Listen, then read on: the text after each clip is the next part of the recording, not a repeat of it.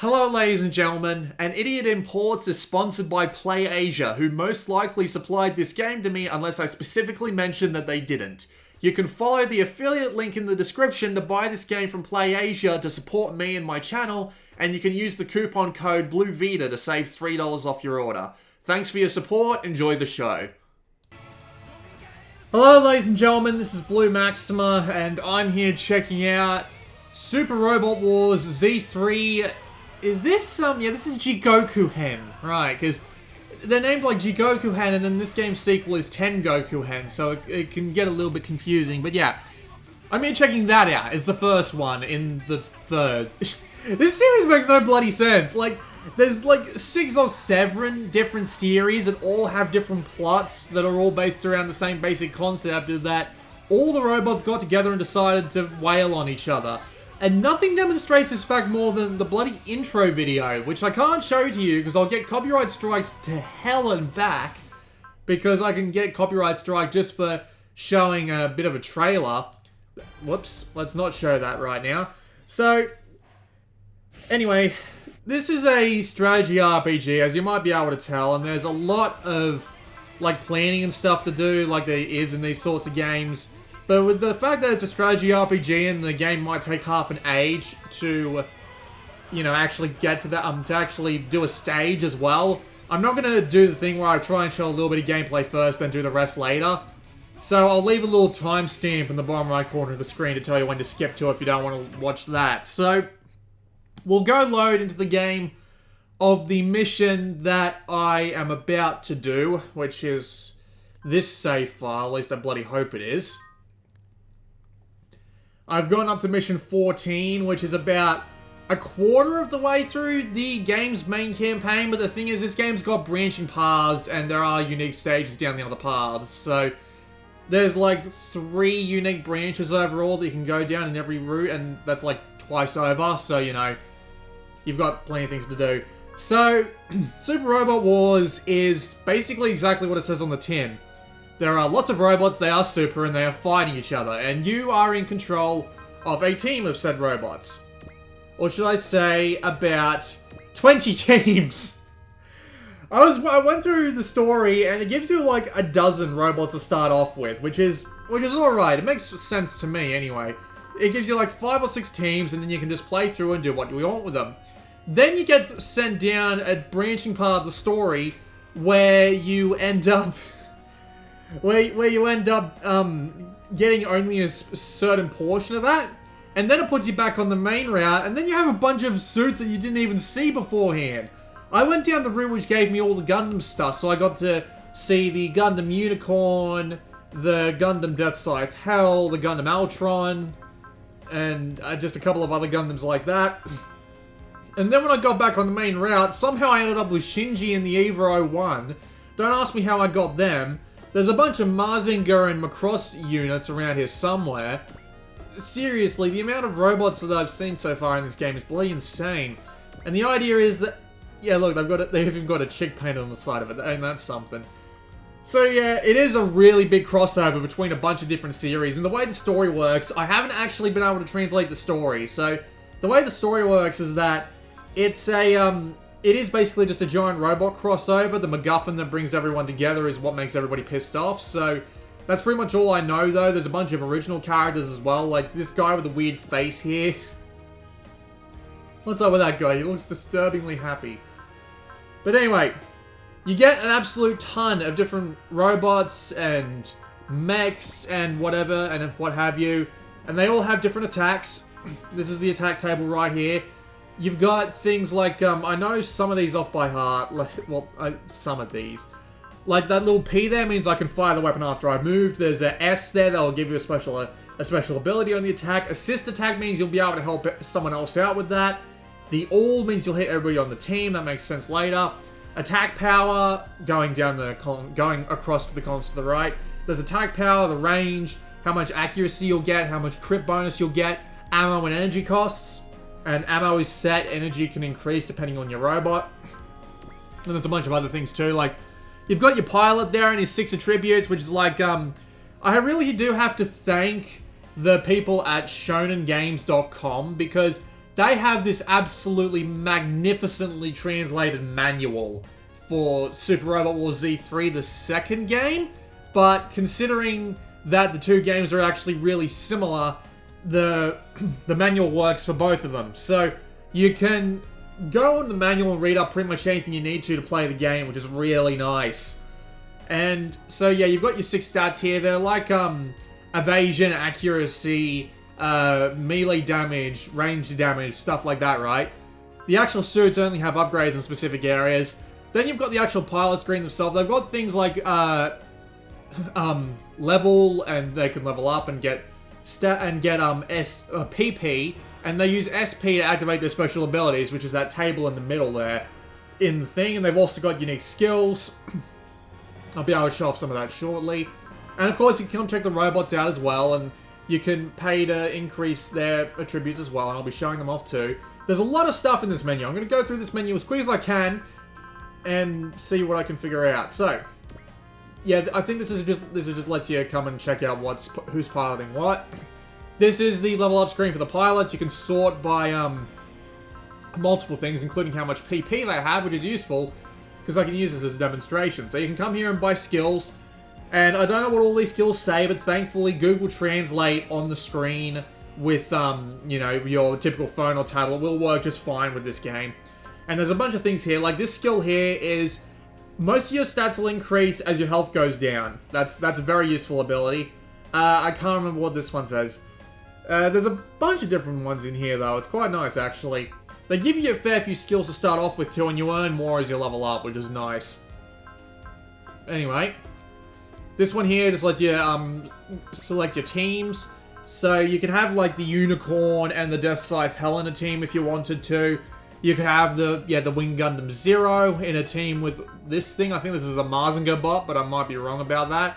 You can have VF-25s backing up pretty much anybody. It's a neat system, and considering how many teams there are and how many different robots there are, you can pick whichever ones you want and just excuse me for a minute. Pick up whatever ones you want and use them in a team with whatever you want, which is great. So you can come here and also move different pilots into different things as well. So I could move this guy into the M9, but I don't think I will because that robot that I can't seem to find anymore. But yeah, that robot, this one here, yeah, it's actually quite useful. Yeah. This is the extra. I don't remember exactly what they called it. They call it sub-menu or something like that. But the idea is you can put people in these 4 categories and they'll gain PP experience or 2 other things I can't remember off the top of my head. And you can do this after every mission, and it doesn't matter if they're piloting a mech or not. You can put them in whatever and have them do whatever, basically. You can just come here and do it, and you should do it every time. This menu here lets you check out your robots. You can power them up, and you can also power up your warships, but your warships, you don't really want to power them up because they're really not going to get into fights very often, so that's a thing. You earn funds at the end of every mission, and that's what you use to upgrade your robots here. So, if I was to... I don't really know what I would upgrade. I think I'll upgrade this, maybe? So, yeah, you've got your 5 things here. You've got your armor value, your energy, your HP, your accuracy, and your evasion. Now, the way robots work in this game is that... there is also a wiki by... I can't remember the name of the website, but I'll put it in the description too, along with the Shonen Games manual thing. And the idea is that there are 2 different kinds of robots. There's big robots and small robots. Big robots can do a lot of damage, but they can't really take it, and they're not very good at dodging. Well, they can take it, but they're not very good at dodging, so eventually they'll get worn down. And then you've got smaller robots, like, say, the Mark II Titans Gundam, which has died on me a few times already. And the idea is that you want to be using an equal balance of these 2. Just, you know, have one that's really good at dodging, have one that's really good at fighting, and stuff like that. And you can also, like, upgrade along these lines too. So my Mark II Titans here has got maximum dodge right now. Well, not maximum, but really high amounts of dodge. So that's actually a good thing to remember. You can come here to equip items to all of your Gundams. You get these items as you finish levels, and they can do specific things. Like this one here, I'll give my Gundam here, a bit more armor and a bit more health, so why the hell not, right? There's a bunch of these different kinds of items, and I've got them equipped to a bunch of different things. You can also come here to change the form of some of your robots, which is a neat little thing. You can do this with anything that supports it. Like I've got Amuro's Gundam from Zeta Gundam here. And I can change it to either the jet mode or the... I can change it to either the jet mode or the Gundam mode, and they have different attacks. There's all sorts of different unique little things going on here as well. Like, what's the word I'm looking for? You can get Macross robots that can do singing. They'll do things like that. The Gundam Double X is affected by the moon. This is all listed in the manual too, which is nice. You don't have to spend much time figuring it out.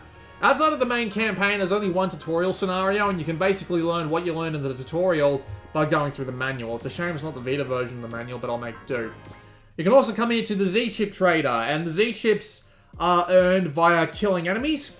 And you can also earn them via doing specific things. Like, for example, in the stage where the Mark II Gundam shows up and the enemy of the Mark II Gundam, like the Titans, show up, if you make Emma in the Mark II Gundam fight the head of the Titans in that scene, you'll get extra Z-Ships for it. So basically just making the cosmically relevant characters meet each other is how you do that. You unlock these parts as you go along. You also got two pretty cheap ones down here, like get 250 energy back once per map. So yeah, they are reusable medkits. They are actually pretty nice. But yeah, you can see all the different things here, and you can get these translated as to how you unlock these. But again, it's done on that white on black style, and it's very easy to translate with Google Translate if you need to. You can also sell the parts that you get to put on your robots from this part to get more Z-Ships if you feel like it. I haven't really felt the need to. You can come here to see translations of all the skills, all the unique abilities, and all the combat things as well. Now, every pilot has some of these. Like, so for example, if I just come to... Well, it doesn't really matter who I come to here, but every pilot has the ability to pull off a few of these. That's what the middle table here is. And the thing is, the manual actually has a full table translation of all the things you can do, which is actually quite nice. This connects you to the network, but I'm not entirely sure of what it does. I imagine it's just for getting the DLC and stuff. The only DLC this game has is a bunch of one-off, non-canon scenarios. I'll earn you a bit of extra money for the campaign. Nothing really too big about it. This is the options menu. And the library, where you can come to, like, have a look at the game's storyline, and... This is the branching routes, by the way. I've only been through one route because you can only beat through one, but that's just how that works. Music test. Character, just story encyclopedia. There's also character encyclopedias as well, so you can see all the different characters. There's profiles for everyone in here, seriously. See, like, there's Camille, the bastard. And there's Emma. Nah, Camille's not a bastard. He's just a little bit annoying, that's all. And if you come here, yep, it's just this again. So, if we go down here, it'll immediately proceed to take us to the next story bit. And the story bits in this game aren't very engaging. There's next to no voice acting in them. There's a very little, like, in the way of sound effects and stuff like that. So, after a little bit, I'll just skip all the way to the end. Thankfully, they do let you do that. But yeah, as you can see, there's no voice acting, and there's, well, obviously it's all in Japanese, so I don't really understand what's going on. I could translate it all if I wanted to, but seriously, look at the amount of text I'd have to go through. It's kind of silly.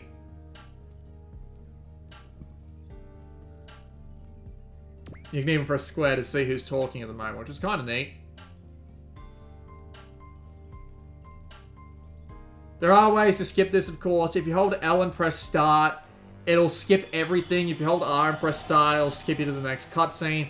This is obviously story relevant, but I have no idea what's going on in it. You can name your own character and give them things like blood type and stuff like that. I don't know if that really does anything. I know in SD Gundam, if you did it, it gave your character different abilities depending on what your blood type and your birthday was, which was a neat system. I don't think this game does that. I could be wrong, but yeah. This is just an option saying, do you want to go talk to your friends or not? I'll choose not to, just to speed things up a bit.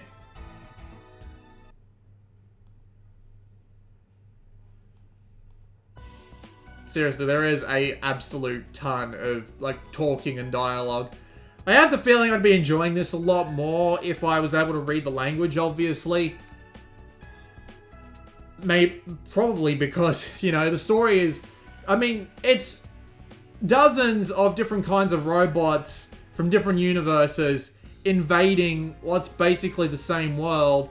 And they also have this sort of, I haven't done that much research on Super Robot Wars, but what I know about is that they tend to redo the origin stories of the majority of the series that are showing up in them. And this does actually happen in this one's, at least, Gundam arc, which is the one that goes up to space, the one I literally just finished going through.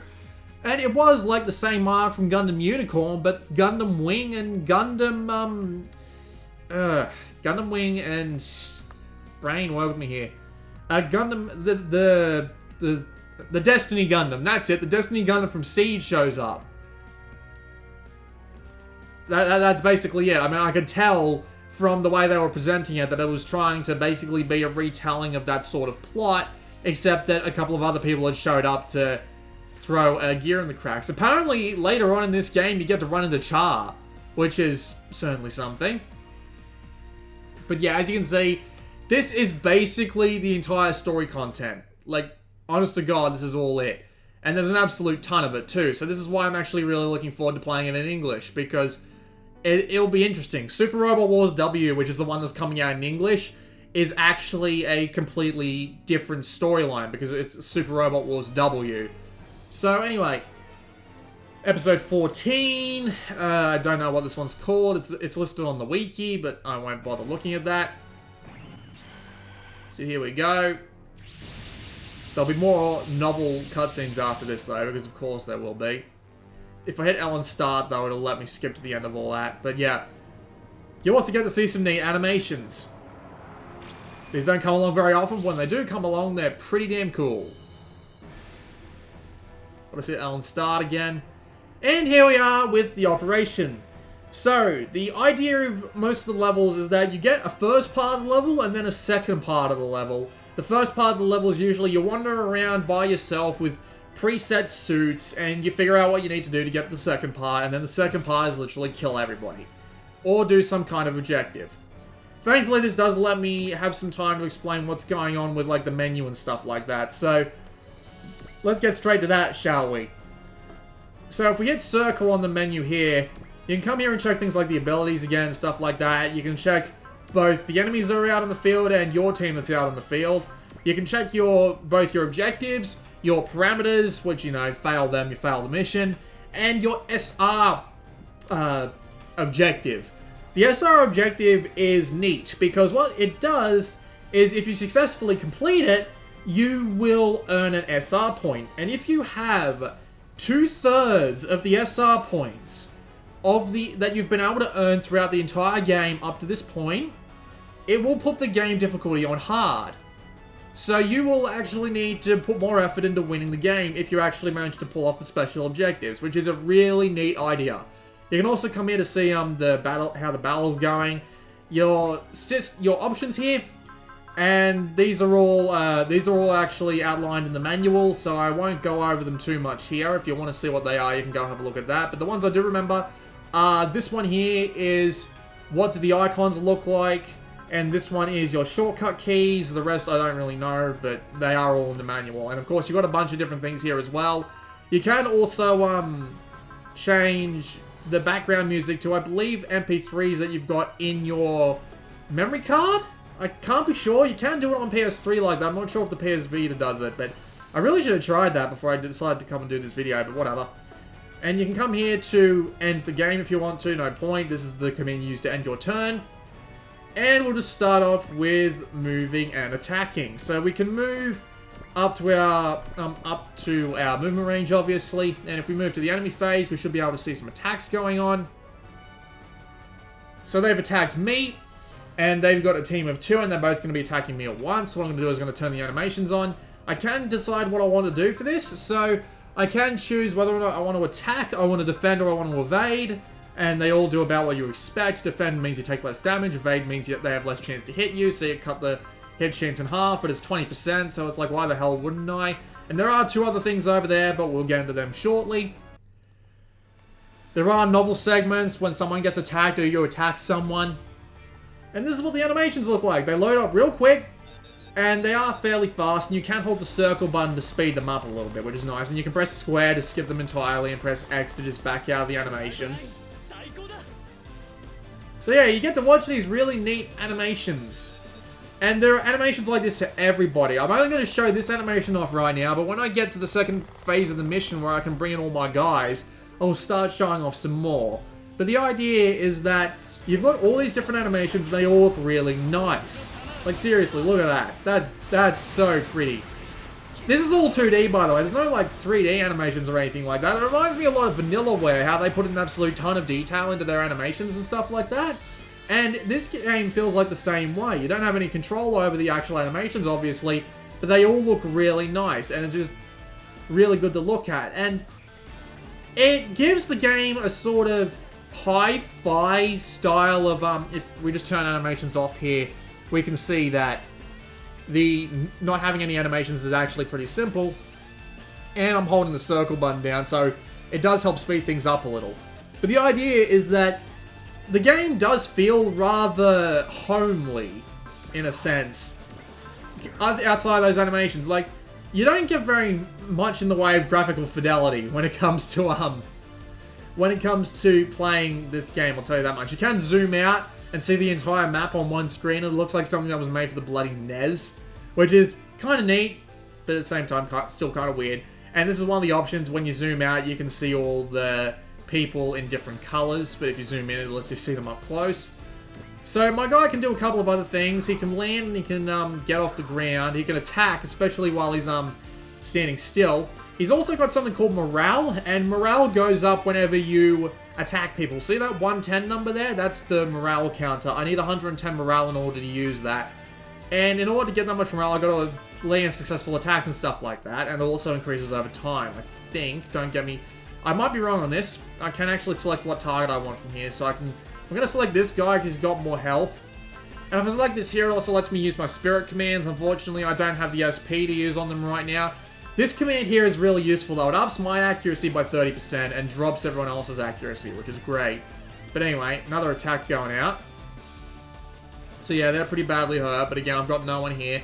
Press the X button, it lets you see like the HP of all the units that you've run into and stuff like that. Units that you haven't attacked yet have a hidden HP count, which is kind of neat. Can't go rushing into things, otherwise you might run into a unit with like 20k HP. That doesn't happen very often, but when it does, it hurts a bit. So here they come attacking me again. It is pretty simple. There are more mechanics that I can show off. Well, I can't really show them off now that I think about it, but when all my guys show up and we all start, you know, getting attacks and stuff like that, I'll be able to show off more of the game's mechanics. These first parts of the missions are usually the most boring parts of the missions, though, mainly because they're just so dull. Like, a fair few of these missions are like, it's very obvious as to what you need to do in order to successfully pull off the mission objective. Pulling off the SR objective, however, is a lot more difficult. There are a bunch of things they make you do for that. And it can get very, very difficult to pull off those objectives successfully. There's one mission in the Gundam diversions from the storyline where it's like, you have to stop two opposing teams from shooting the shit out of each other. And that is a very hard thing to do indeed. But anyway, now that my guys have shown up, I can show off what deploying looks like. And this is where the second half of the mission really begins. So we've got a few commands here. This second list here is literally just things like, equip your teams. So yeah, it's literally just all the things you can do in the intermission. You can see mission objectives again. You can see where you can deploy all your teams. And as you can see, we can take along 14 teams on this one. And this is where you come to, like, save and quit. You can suspend your progress, but missions in this game rarely take an hour like they do in SD Gundam. Like, I'd be lucky to take 45 minutes to do one mission. So it's not too bad, but I mean, it's there if you want it, so that's nice. So let's go and select some teams. We can select up to 14 teams, and I have an absolute ton of these bastards good to go. So yeah, look at all these bastards. Absolute ton of different robots and massive armies, and This mission's an absolute pushover, by the way, so, yeah. Let's go have some fun. So, let's take the Death Scythe Hell and beat the shit out of something, if we can reach it. Now, the way that the main combat in this game works is that it's based on a sort of... You can bring along just one person in a robot team, but that really does not give you the benefits that having two people has. So if you've got two robots on a team, you'll have the opportunity to attack in two different ways. You can do a wide attack, or you can do a straight attack. The straight attack will allow you to attack one enemy at a time, and you'll do a ton of damage, and you'll probably kill the damn thing. Or you can do a wide attack, which will mean both your sub and their sub, and you and your enemy. As you can see, there's a main and then there's a sub that you can swap around at pretty much any time. And you can set this up any way you want, and they'll just, they'll fight amongst themselves like this. Probably should have turned the animations on. I'll turn the animations on for the Unicorn Gundam. Yes! Nope, he didn't actually get in range to attack in time. Great. There are shortcut buttons, like if you press square here on the main menu, you can see all the units who haven't interacted yet. Pressing triangle on a guy will swap, pressing square will let them use their spirit abilities. Okay, I'll move these guys closer. This is Camille and what's-his-face in a Gundam, so let's do another wide attack, and then we'll turn the animations on and we'll just let this play out. But I'll play them out in fast motion. Yep, Destiny Gundam and the Rezel, I think that is? Camille's usually flying around a, well, when he starts the game, he's usually flying around this puny-ass little ship. I would have given him his, Mark II Titans if Emma wasn't doing such a good job piloting it. But oh well. So I got a combo score there. So the way combos work is that every time you destroy an enemy unit, you'll get extra combo, and there's a bunch of other things that'll get you a bunch of extra combo as well. And the higher your combo meter, the more XP, the more money, and the more Z chips you'll get for winning and for winning fights and killing enemies, right? You can also, however, lose combo via either moving but not destroying anything, or by finishing your turn. Finishing your turn will make the game drop your combo meter back to 0. That's basically how that works. So the idea is you want to try and set up a really good chain of enemies just fucking dying constantly. Yeah, you avoid that shit, Wing Gundam. There is some voice acting there too. It's, you can hear them like, well, not so much exclaiming as just, laying off battle quotes and stuff like that. I'll just let you hang there. I want to keep a few guys down this way because I know what's coming in this mission. And what's coming in this mission is that there's going to be a bunch of people spawning in the bottom right corner of the map. So I do want to just, like, wait for them to show up, and those guys will be there waiting for them, and I'll just move everyone else. There are a bunch of other things you can do, like you can change the form of some of your guys as well. Like you can swap the form of it here, so that, see, they've just swapped, and then they can choose to land or take off, and you can swap them right back. The nice thing about this UI design is that there's nothing in this game that you can't undo without warning. So if you're going to do something, you'll know you're about to do it. Like, for example, moving. If I wanted to move, I know that I'm going to move before I even start to move, if that makes any sense. Like, I hit the button and it gives me the red squares that tells me to move, and I won't move until I confirm that I have to move. And anything that doesn't automatically confirm what I'm doing is undoable without penalty. So it's actually a really cleverly designed interface, and it works pretty damn well, even for non-Japanese players. They've done a good job with it. It's yeah, I know it's a bit weird of a thing for me to actually, talk about, in that sense, but, I mean, considering that we're getting, like, an English version of, Super Robot Wars later on, I think this is a Macross ship. Yep. Missile spam! That is pretty much Macross in a nutshell, isn't it? At least judging purely by the anime game that I played a little while back.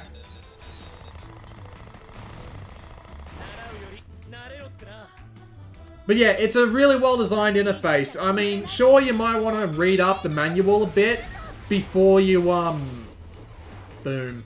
Before you read up, before you play the game, you might want to read up on the manual a bit. Maybe go through the tutorial with the manual at the side, just to be safe. Bunch of different people leveled up there. Yeah, we'll attack this guy. Why not? Beat the shit out of him. With a couple more Macross units.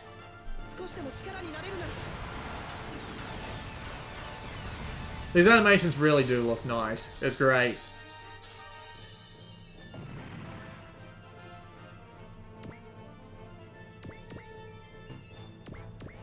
There are special animations that show up as well for, what's it called? Like different story events. Like, if you hold the game on the main menu for a bit, it will start showing you ones from the story, including things like, brain work with me here. Including things like, the encounter between the Krishtraya and the Unicorn from Mobile Suit Gundam Unicorn. It does show that as a thing. I'll just skip this animation. Once the story dialogue goes through. There we go. He's dead. And everybody's moved, so we have to go to the next turn, and everybody else starts moving. And I'll turn off the animations for this just so I can get through this turn faster. You can also use assist attacks. I was waiting for this to come up. So, there are assists where they'll just hop in front of you if you take damage, and this guy allows you to do that. And there are also, as you saw earlier, assist attacks that you can use. So, yeah, that's a thing. I'll just hold circle and fast through all this. And this is going to happen for a while, so, you know, sit back and relax. It is pretty basic strategy fodder, but at the same time, it's fairly easy to learn. There is something else I haven't talked about yet, and I'll be able to show it off on my next turn, which will be nice. Hopefully.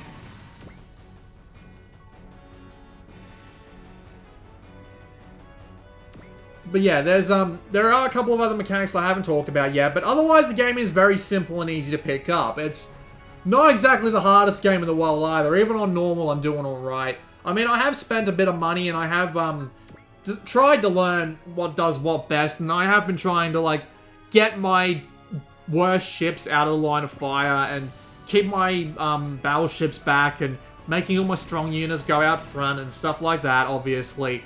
I've been trying to use strategy is what I'm trying to say, and I've been doing okay, but considering that I was able to put the game on hard, and it did make the enemies and stuff significantly harder, but, yeah, it is kind of hard to maintain. The Mark II Titans Gundam isn't doing very well at the moment, but, it is entirely possible to, I'm just going to try and evade this if I can. There we go, I'll just avoid this attack.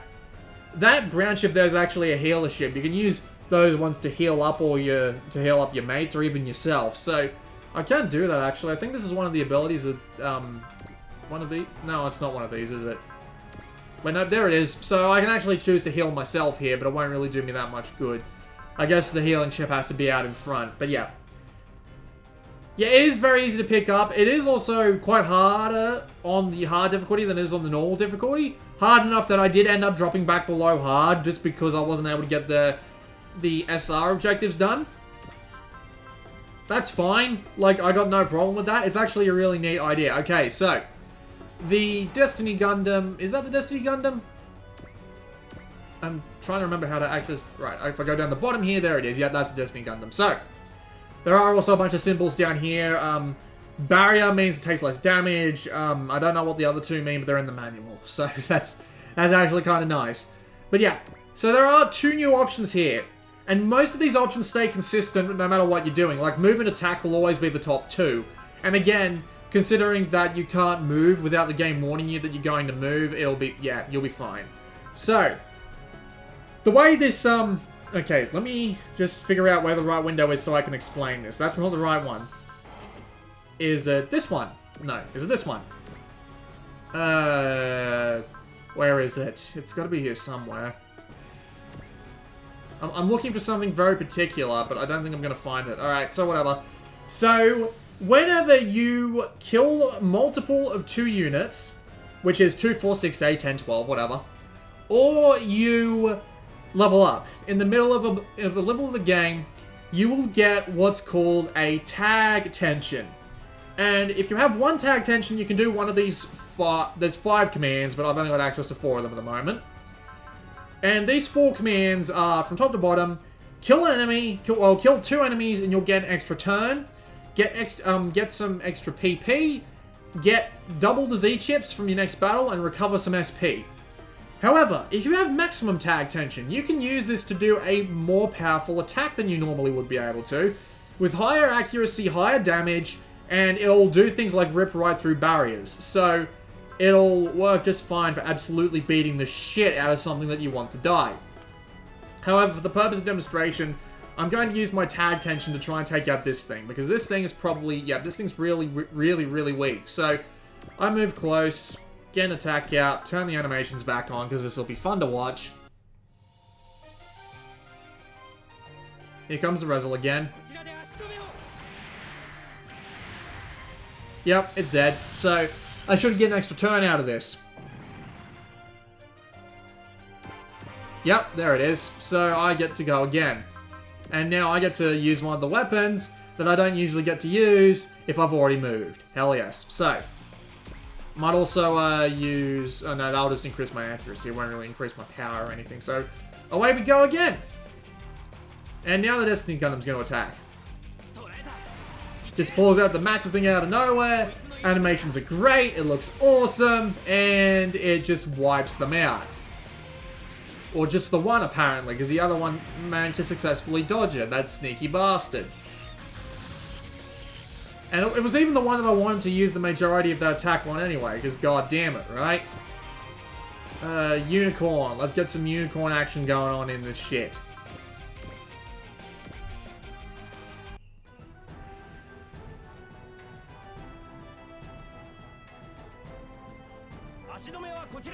Here comes Amuro and the Rezel.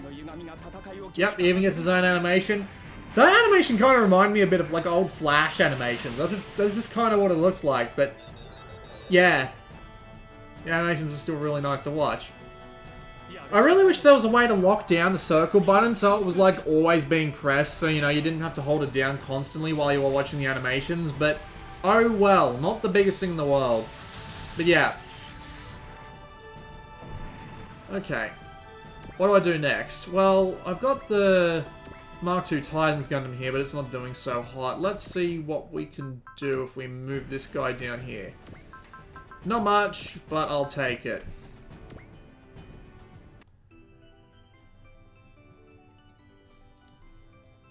That's definitely not a Gundam. That's a...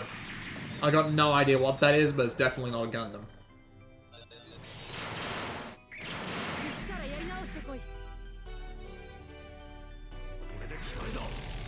Oh hey, it's the head. It's the head Vulcan. I was gonna say the head Falcon, and that's definitely not what that is. All right. So I'll turn the what the hell am I gonna hit from here? Oh, him. Right. But I can use that attack after I've moved, so I'm gonna use it after I've moved, because that would be very useful indeed. So I'll turn the animations back off for the rest of the video, but yeah, otherwise,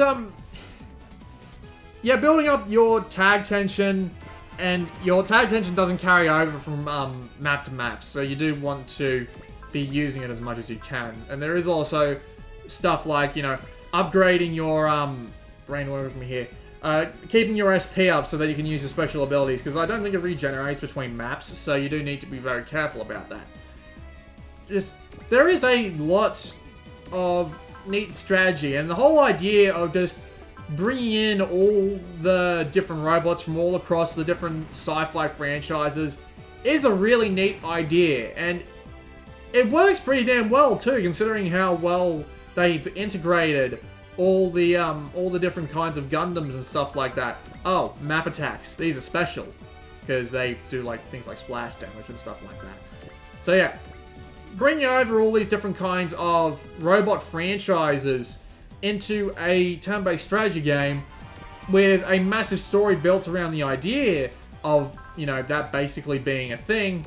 Really clever. I actually really like the concept, and they've done a decently, well, not even that decently good job, it's a really good job of just realizing that sort of vision with all these different kinds of robots, with the fancy presentation of all those fancy animations, which I'm not showing off. That guy lived with 38 HP for the machine that has like 6,000. That pisses me off in so many ways.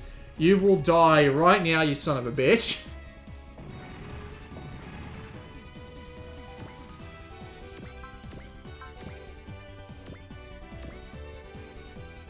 But yeah, just the whole idea of just having this massive crossover between all the different kinds of robots is just a really cool concept. I wish I could understand the story so I knew what was going on, and I'll definitely be able to understand what's going on in the story later, because obviously there's a English version coming next month as I record this. Is currently like the 6th of January or something.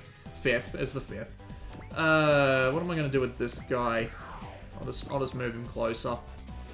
Oh, I can actually attack from here? What can I hit? Oh, these guys. And they don't stand a chance of hitting back, so I might as well just do a spread attack and take out as much of their health as I can. Pretty neat to have two Macross Jets in one squad, because they just piss the enemy off so badly because they can just dodge everything, which is great. I'll move you down here. I can use a big ass massive... You know what? I will. I'll use a massive attack here, and I'll turn the animations back on because I don't think I've seen these two do much. So we'll let this animation here play out. Here come the maximum brakes.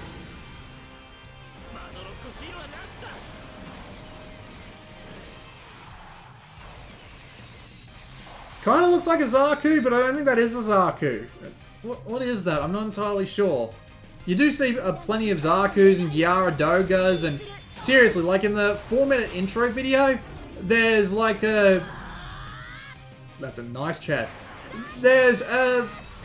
The Zakus just get shit on all through the intro video. It's like 4 minutes of Zaku's getting shit on. It's kind of great.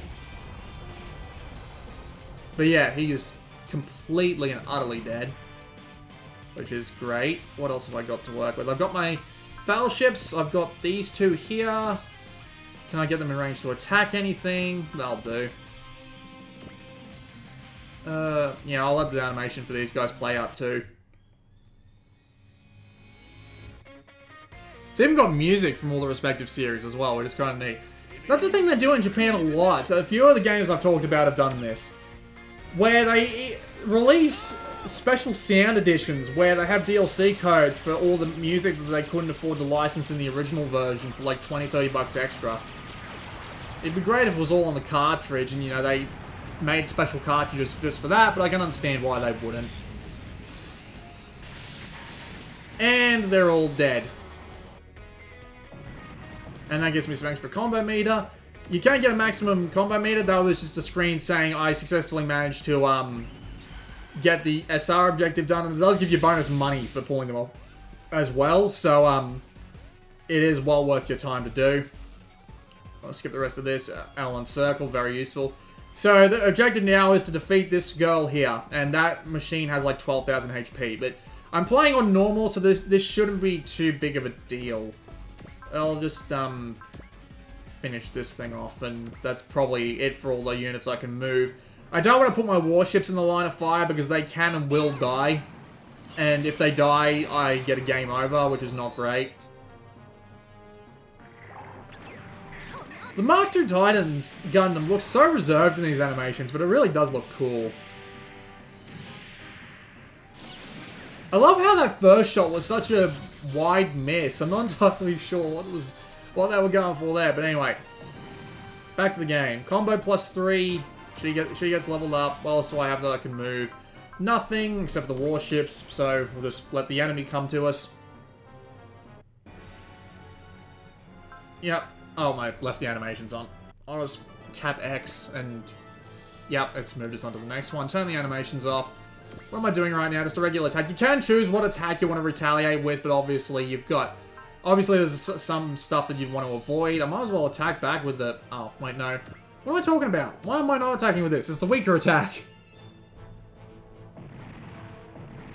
You can New Game Plus with this as well, so if you wanted to take... If you're a little bit worried about not being able to hit all the S objective, all the SR objectives or whatever, don't worry about it. You can always New Game Plus it. So you can bring along all your upgraded robots and just beat the shit out of everything, which is nice. No selectable difficulty, but again, you know, SR doing your little difficulty modification for you. I think that works a hell of a lot better, personally. In the sense that, well, you'll be on the difficulty that you're meant to be on, more or less, if you're a good strategy player. I don't know how much of this is going to carry over to Super Robot Wars W, which will be an interesting thing to see, because it may well have an entirely different system altogether. It might not have this tag team stuff. It might not have anything like that in the slightest. But, well, we'll just have to wait and see, won't we? And that's kind of neat, actually. We don't know what's going to happen. I might as well use this ability just to show you how it works. So as you can see, I went from a sub 90 to 100% chance to hit. And they took a fair bit of damage, but they can't fight back, and I took a fair bit of damage back. In fact, I took half my health. That wasn't very pleasant. Yeah. We will, do a wide attack on this, because why not? Okay, hurt, and also hurt. So, someone who comes in with a, attack that can hit everything will probably do alright. So, if I move down here... Nope, can't attack anything, but doesn't matter. I probably wanted to move that guy closer anyway. Long range attack, yeah, why not? And we'll make it a wide attack, and we'll pop his ability to do this as well. A lot of the pilots that you get actually have the ability to pop that ability, which is you know, get extra thing your way. Oh, these guys can hit in a way too, so I can move them even closer, which is nice. I'll do that.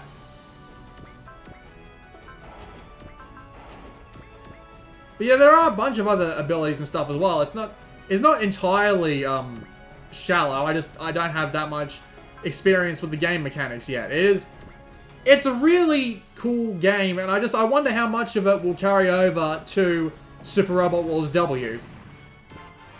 I don't know how much. I don't even know if that game will be good yet, honestly. I mean, it's good showing so far, that's for sure. I'm just gonna yeah, might as well heal them up just to demonstrate. But yeah, as you can see, they got a bit of their health back. Did cost them their turn, but it's not like it matters too much. Thankfully, yeah, these guys can repair too, if I remember correctly. Let's repair that unicorn.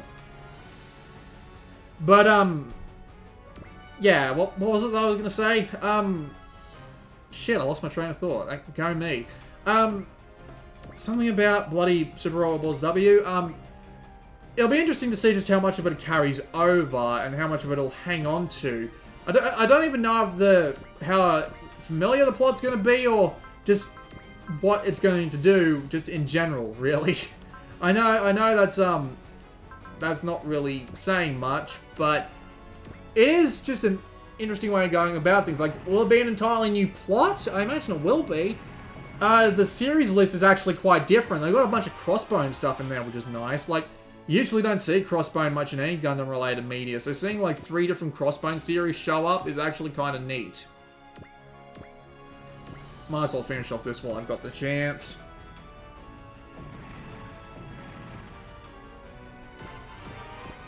If this game is a relative, more or less, demo of what's coming up in Super Robot Wars W, I'm definitely looking forward to Super Robot Wars W now.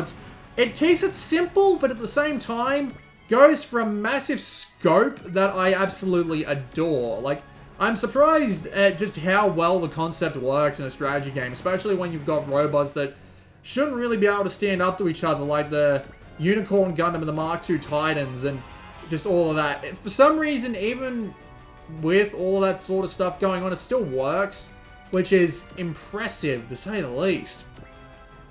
And it's a very well done interface, very user-friendly. It knows, yeah, as you can see, my little combo counter up in the top right there has been going down with every move I make, but there's not really that much I can do about that. But yeah, the interface is user-friendly. The strategy gameplay is deep and fulfilling. Just to have, like, thousands of teams going out and successfully holding back against, you know, whatever the hell you have to fight next. The levels are fairly varied. I mean, a lot of them do eventually wind up being kill everything, but there are a bunch of things you have to do, like defend an area, and, you know, there's one big enemy that you have to wear down over the course of like 5-esque turns, and you have to just, you know, beat the shit out of him while keeping everybody else off. And as I said before, there was one stage where there were 2 teams fighting each other as well as you, and you have to try and keep them from shooting down each other to get the medal for that level, which is great. It's all just a bunch of really good ideas, and it works really well. I don't like the idea of the Death Scythe Gundam taking this hit, because I know how hard this lady can hit, but yeah. Oh well, he took the hit. He took it pretty well. Fine by me. Your battleships can do all sorts of stuff as well. Where you send your units to like recover their energy and their ammo and stuff like that, but it doesn't happen automatically. It happens turn over turn. So, you know, if you have to send them back out, they'll go back out weak, which is, you know, something you do want to try and avoid sometimes at least. Not the worst thing in the world. No. I've got a bunch of abilities I can trigger with this guy, so I'll trigger that, and I can't trigger that because I'm already at full health. Unfortunate, but oh well. Yeah, did a fair bit of damage to her though. Not a big deal. And what about this guy? Okay, I can hit everything. Yeah, fuck it, I'll take these guys out so they won't be around to annoy us. Nope, they managed to survive the hit. Go them. Bastards. Alright, what else have we got to deal with? Okay. I'll take them out, why not? 70% chance to hit. Nope, one of them dodged it. Son of a bitch. And he took out all the damage that I just healed up. Son of a bitch times 2. Take these guys out. Not the best accuracy, no. Not going particularly well for me here, is it? But oh well. That was a 44% chance to hit. I'm lucky that hit. Same deal with SD Gundam in this one, as in this one. If your hit chance is below 50%, don't take the shot. You're not going to hit shit. What's this map ability? I'd be hitting my own guy in the process, which is not great, but I can move them out of the way. No, I can't, because they've already attacked. Shit!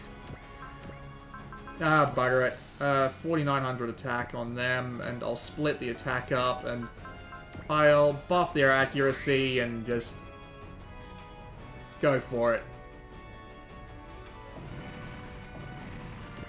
This is, defeating that big one is going to be the end of the stage, by the way, so we're not far from finishing this off. I do not want to take that shot, not at 33% accuracy. There is a unit that would be particularly good against this one. I just need to find which one in my unit that it is. Okay, I'll pop my accuracy. That is actually a different ability that gives me absolute massive amount of accuracy, but, well, that works for me.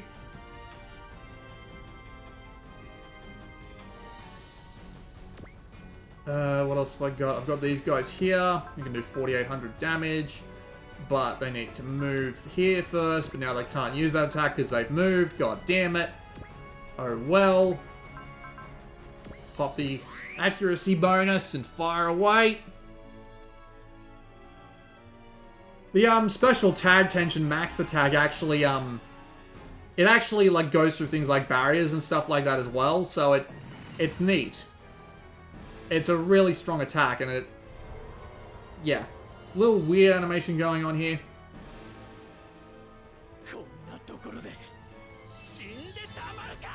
Random bit of voice acting there. Glitter Armament Infinity. That's a little odd. Yeah, now I'm a stronger fighting robot.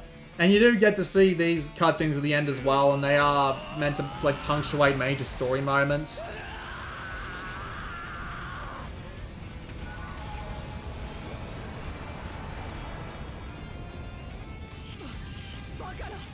I was expecting a twing, like Team Rocket's blasting off again.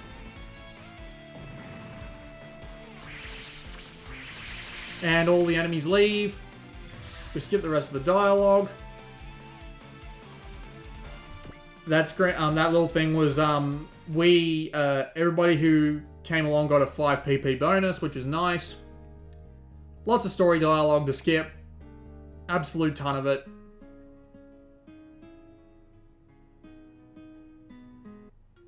I'll just hit L and start. That'll just skip me. And this should bring me back to the main menu. Yep. So that was a quick look at Super Robot Wars Z3 Jigoku-Hen. I think it's called, like, Celestial Prison Chapter or something like that. I can't remember off the top of my head, but yeah. Now, this game is... It is really good. Like, it's a good strategy game. I wish I could understand it, but they've done a really good job in designing it so that it not only makes sense, but it's also pretty damn English-friendly. Combine that with the translated manual and the big-ass wiki, which I've linked both of them in the description, past the usual sponsor stuff. you'll be able to get through this game just fine. But then again, with Super Robot Wars W coming like next month as I record this, it may entirely be more, you know, prevalent to pick that game up instead of picking this one up. But at the same time, this is still pretty damn good. I'm happy I took a look at it. And you can get this game rather cheap, actually. You can get this one for, $30 US, because it's, on the PlayStation Vita, the best line. However, there is also the sequel that you have to think about, which is, Jigoku-Hen, which is just basically just this game's story continued with, like, save import and everything. So, you know, if you do want to get into it for the story, you do have to pick up 2, and then you do have to go and get the previous games in the series, 2 of which were on the PSP, and then the first one was on the PS2, so yeah, a bit weird. Wish I would have released the first one on the Vita and the PS3, just, you know, so you could have the whole trilogy in one place or something like that, but whatever, not a big deal. So yeah, I'm definitely looking forward to playing Super Robot Wars W, and this was just a pretty good experience in and of itself, so yeah, there you go. I'm not going to waste any more of your time. This has been Blue Maxima, and I'll see you all next time.